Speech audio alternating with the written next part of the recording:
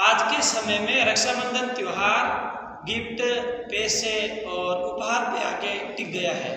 Actual में रक्षाबंधन का अस्तित्व और लक्ष्य ये नहीं है कि वो पैसों पे आके टिक जाए।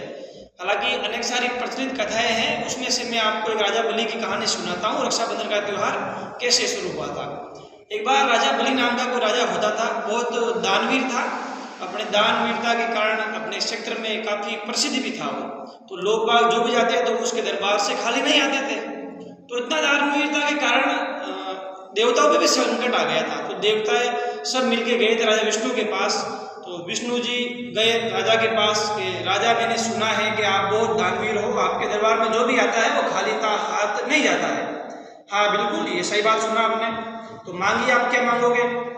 तो राजा बलि से वो विष्णु भगवान एक छोटे ब्राह्मण के रूप में जाते हैं और मांगते हैं, मुझे 3 पैर जमीन चाहिए। तो वो तो भाई साहब विष्णु भगवान तो बहुत बड़े आदमी थे ना।